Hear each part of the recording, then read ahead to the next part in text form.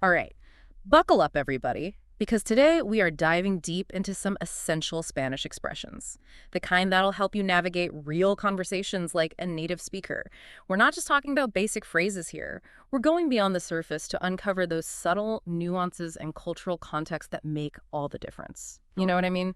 Yeah. And our guide for this linguistic adventure is a fantastic Spanish lesson by Jaime Lara Español on YouTube. He's clearly passionate about sharing his language with the world. What's really cool about this deep dive is how it highlights that connection between language and culture. We're Yeah. not just memorizing words here, but getting a glimpse into the Spanish way of thinking and interacting. It's like cracking a cultural code, right? Yeah. And to kick things off, let's jump into the art of apologies in Spanish. Jaime starts with the classics, lo siento and perdón. I used to think these were interchangeable, but it turns out there's a subtle difference. You're right. Perdón is more of a general, perfect for those little everyday bumps, Yeah. literally or figuratively.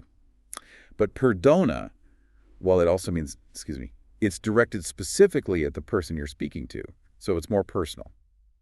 So it's about acknowledging the individual and not just the situation. I'm already noticing a pattern here. It's all about that personal connection. Exactly. And this emphasis on personal connection really comes through in the formal and informal variations of these phrases, like perdón. That's the formal way to say excuse me. Showing respect for someone older or in a position of authority, perdona, on the other hand, is reserved for friends and family. That makes total sense. It's like choosing the right level of formality to show you understand your place in the social context. But EA doesn't stop there. He throws in a few other apology options like disculpa and my personal favorite, me permite. What struck me is that me permite literally means do you allow me? Now that's where things get really interesting. Instead of just stating your regret, me permite is almost like you're asking permission for your mistake. Yeah. It really highlights that cultural emphasis on respect and consideration. It's subtle but powerful. It's definitely a step up from a simple my bad. So let's say we've messed up and offered our heartfelt apology. What are some typical responses we might hear back? You might hear no pasa nada, basically no problem, or no te preocupes, meaning don't worry. And of course, these responses also have formal and informal variations, depending on the context. So even in accepting an apology, there's that nuanced dance of formality. It's fascinating how much thought goes into every interaction. All this talk about apologies is making me realize just how important it is to strike the right tone in Spanish. Absolutely. It's not just about the words themselves, but the way you deliver them and the cultural understanding behind them. Okay, so we've mastered the art of saying oops in Spanish. But what about those times when we want to express gratitude? How do we go beyond a simple gracias? Well, gracias and muchas gracias are definitely the staples. But you can always ramp up a sincerity with phrases like se lo agradezco. That's a formal way of saying I'm grateful to you, or the more informal te lo agradezco. Okay, so we're adding a bit more feeling into the mix. I like it. But Jaime also mentions gracias de corazón, which I believe translates to thanks from the heart. Exactly. It's a beautiful way to express deep, genuine gratitude. You're emphasizing that your thanks are not just a formality, but a true sentiment. Now, when someone showers us with those heartfelt thanks, how do we respond gracefully? The most common responses you'll hear are de nada, meaning you're welcome, gracias a ti, which is like saying thank you, or no hay de que, which translates to something like there's no need to thank me. It's interesting how each response has a slightly different flavor. De nada feels like a simple acknowledgement, while gracias a ti seems to reciprocate those good vibes. And then there's no hay de que, which almost downplays the favor, making the other person feel even more at ease. You've got it. And if you want to add a touch of elegance, you could say ha sido un placer, meaning it was a pleasure. Adding a touch of class to the exchange. I'm already feeling more equipped to handle these everyday interactions in Spanish. It's like a whole new level of conversational finesse. That's exactly what we're aiming for. And speaking of finesse, let's move on to celebrating achievements with the perfect congratulations. All right, bring on the fiesta. I'm all ears. What are the go-to phrases for congratulating someone in Spanish? You'll hear felicidades and muchas felicidades quite often, which are like saying congratulations. But there's also enhorabuena, which is a bit more unique. Okay, I've definitely heard those before. But what about when you'd use one over the other? What makes enhorabuena stand out? Felicidades is a great all-rounder. Muchas felicidades adds a bit more emphasis, making it perfect for those extra special occasions. Now, enhorabuena is specifically for achievements or accomplishments, conveying a sense of well done or good job. So it's like acknowledging the effort and skill behind the accomplishment. But wait, Jaime doesn't stop there. He's got even more ways to express congratulations, right? He does. You could also use bravo, which is pretty straightforward. Or for something more heartfelt, there's me alegro mucho, meaning I'm very happy for you, or cuanto me alegro, which basically emphasizes just how happy you are for them. I'm noticing a trend here. Spanish seems to have a knack for expressing genuine emotion in a way that feels natural and impactful. You're absolutely right. It's not just about conveying the message, but also about conveying the feeling behind it. And this really comes into play when we navigate those more sensitive situations like offering condolences. That's a whole other level of communication, isn't it? Expressing sympathy and support in a genuine and respectful way can be tricky in any language. So how do we approach condolences in Spanish? In Spanish, there's this concept called dar el pésame, which literally means to give condolences. It's a big part of their culture, emphasizing the importance of acknowledging and sharing in someone's grief. So it's not just about saying the right words, but about participating in a cultural ritual of support. What are some of the common expressions used to offer condolences? You could start with lo siento mucho, which translates to I'm so sorry. Or you could be more specific and say lo siento por tu pérdida, which directly acknowledges their loss. Those sound familiar. Are there any expressions that really emphasize that feeling of sorrow? Absolutely. Cuanto lo siento, meaning how much I feel it, adds a deeper layer of empathy. You could also say mis condolencias, which simply means my condolences, or te acompaño en el sentimiento, which translates to I share your feelings. Wow, that last one is really powerful. It's like saying, I'm here with you in your grief. And I'm guessing the choice between Tess and le depends on that level of formality. Exactly. Choosing the right level of formality in those sensitive situations shows that you understand the social dynamics and that you're approaching the situation with respect. So we've covered apologies, gratitude, congratulations, and condolences. I'm feeling like I'm making serious progress here. But what about those little phrases that add a bit more personality and flair to our conversations? You know, those filler words and reactions that make us sound more like native speakers? You're talking about those little linguistic sprinkles that add flavor to our speech. Let's dive into those next. So now that we've got those heartfelt expressions down pat, let's talk about adding a little more personality to our Spanish conversations. Hema talks about some common phrases that can really add some color and emphasis to what we're saying. Yeah.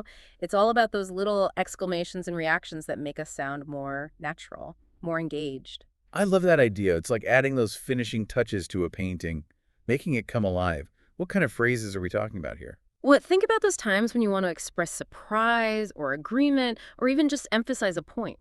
In English, we might say something like, really, or you're kidding. Spanish has its own set of gems for those moments. Okay, I'm intrigued. What are some of those Spanish equivalents? For really, you can say de verdad or en serio. Both of those convey a sense of disbelief or surprise. And if you're totally blown away, que sorpresa, which literally means what a surprise, will do the trick. ¡Qué sorpresa! I can practically hear the dramatic gasp. It's amazing how those simple phrases can pack so much emotion. What about when we want to show agreement? Any go-to expressions for that? Of course. Tienes razón is a straightforward way to say you're right, while estoy de acuerdo means I agree. But if you want to be more emphatic, claro que sí, meaning of course, really drives the point home. Those are great. It's fascinating how each option has a slightly different nuance.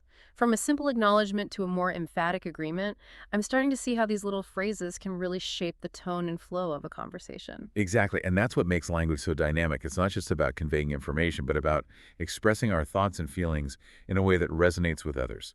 I'm feeling a lot more confident about expressing myself in Spanish now. But let's shift gears a bit and talk about those practical, everyday situations that we might encounter as travelers or language learners. Jaime touches on some phrases for navigating restaurants or asking for directions or even maybe flirting a bit. Ah, yes, those essential skills for navigating the real world. Let's start with a scenario we all know and love: dining out. I'm all for that. Who doesn't love indulging in some delicious Spanish cuisine? What are some key phrases we should have up our sleeve when we're ordering at a restaurant? Well, first and foremost, you'll want to master la cuenta, por favor, which means the bill, please. It's essential for a graceful exit. And trust me, you don't want to accidentally signal that you're ready for round 2 of tapas when you're actually ready to roll home. That's a good one to remember. I wouldn't want to give the wrong impression. What about when we want to order something specific? How do we navigate the menu beyond just pointing and hoping for the best? Me gustaría is your friend here. It means I would like. And you simply follow it with the name of the dish. For example, me gustaría la paella will have you savoring that iconic Spanish rice dish in no time. Ooh, me gustaría la paella. That just rolls off the tongue. Now, what about finding our way around? Getting lost is all part of the adventure, but sometimes you just need to get from point A to point B. What are some handy phrases for asking for directions? Disculpe, ¿me puede indicar cómo llegar a él? Is your go-to phrase.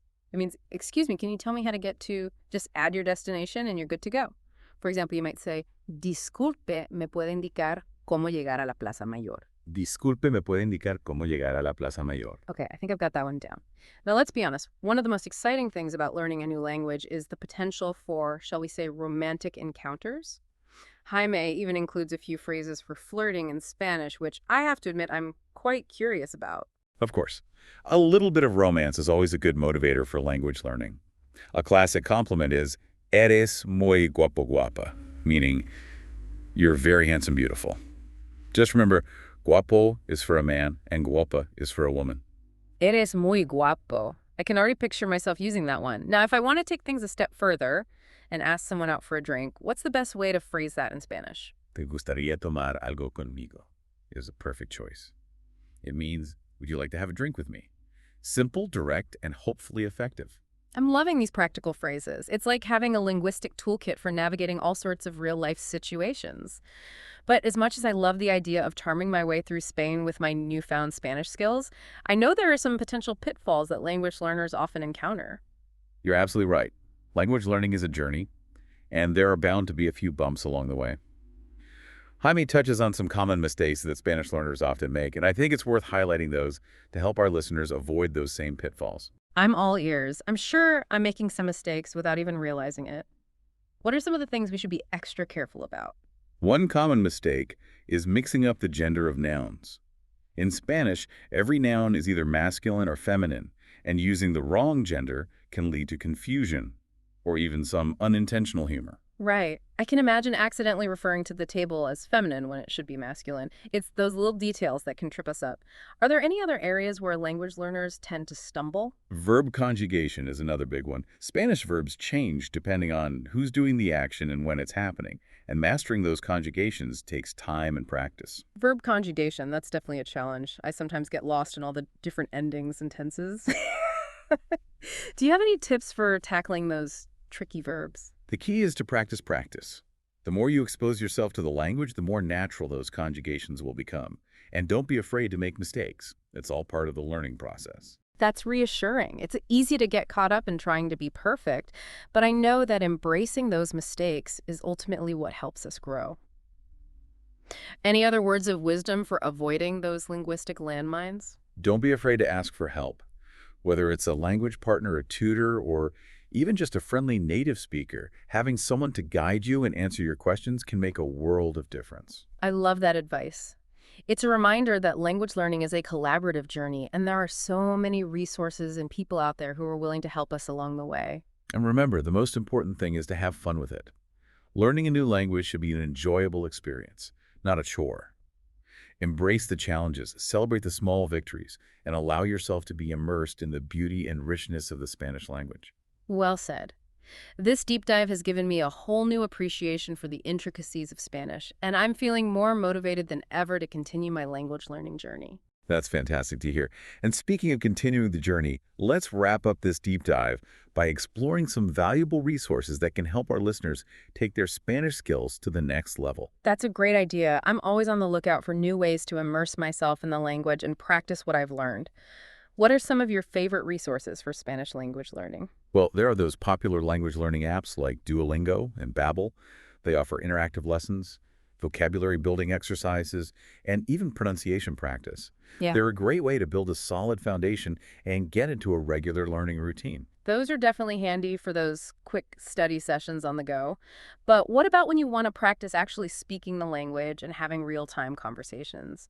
Any resources for that? Absolutely. Online language exchange platforms like HelloTalk and Tandem can connect you with native Spanish speakers who are also learning your language. It's a fantastic way to practice your conversational skills, get feedback on your pronunciation, and even make new friends from different cultures. Those sound like fantastic ways to put what we've learned into practice and really experience the language in a more interactive way. Any other recommendations? Don't underestimate the power of immersing yourself in Spanish media.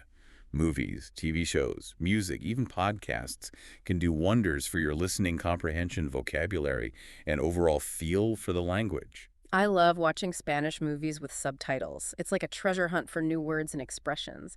And it's fascinating to see how the language comes alive on screen. And listening to Spanish music can be a really fun way to improve your pronunciation and get a sense of the rhythm and flow of the language. Plus, you might discover some amazing new artists along the way. These are all fantastic suggestions. I'm feeling inspired to create a whole Spanish immersion experience for myself, from apps and language exchanges to movie nights and music playlists. That's the spirit. And remember, the most important thing is to find what works for you and to stay consistent with your practice. Even a little bit each day can make a huge difference in the long run. Okay, I'm ready to take on the challenge. This deep dive has equipped me with the knowledge to the tools and, most importantly, the motivation to continue my Spanish language adventure. That's fantastic. It's been a pleasure diving into these Spanish expressions with you, and I can't wait to see what you achieve with your newfound language skills. This deep dive has been an incredible journey, and I'm feeling so grateful for the opportunity to explore the nuances of the Spanish language and culture with our listeners. It's been a joy sharing these insights with you, and I hope our listeners are feeling empowered to embark on their own Spanish language adventures. But before we say adios, let's leave our audience with a thought-provoking question to ponder as they continue their language learning journey. Okay, I'm ready. Hit me with that thought-provoking question. What's got you pondering? Well, going through all these expressions, it really struck me how language is not just about words and grammar. Mm. It's like a window into a culture's soul. So here's my question for you, and for all our listeners. As you keep learning Spanish, pay attention to how the expressions you're learning reflect the values and the worldview of the Spanish culture. What can those little nuances tell you about how people think and interact and experience the world? Ooh, I love that. It's like a cultural treasure hunt. We've already seen some hints of this, haven't we? Like how the distinction between formal and informal address says a lot about respect and social hierarchy in Spanish culture. Exactly. And those heartfelt expressions of gratitude and condolence we talked about, they really highlight the value placed on genuine emotion and connection. It's not just about saying the words, it's about conveying those feelings authentically. And let's not forget that fascinating me permite, which turns a simple apology into a request for permission. It really underscores that cultural emphasis on consideration and respect. These subtle differences make language learning so much richer. You got it. It's not just about mastering the vocabulary and grammar. It's about unlocking a deeper understanding of another culture, and in turn, broadening our own perspectives. I feel like we've peeled back so many layers of the Spanish language in this deep dive, from essential expressions to common pitfalls and all those important cultural insights. We've covered a lot of ground, for sure, and I hope our listeners are feeling inspired to keep exploring, practicing, and immersing themselves in that beauty of the Spanish language. I know I am. This deep dive has really sparked a renewed passion for learning Spanish, and I can't wait to put all these new skills and insights to use. That's the spirit. And remember, the most important thing is to enjoy the process. Embrace those inevitable mistakes as learning opportunities. Celebrate those aha moments. And just let yourself get swept away by the joy of communicating in another language. Well said. To all our listeners out there, keep those language learning fires burning. Whether you're dreaming of ordering tapas like a pro navigating those bustling Spanish cities, or even whispering sweet nothings in the language of Cervantes, keep practicing, keep exploring, and keep having fun. Who knows? Maybe one day we'll all be fluent enough to have our own deep dives en español. Hasta la próxima.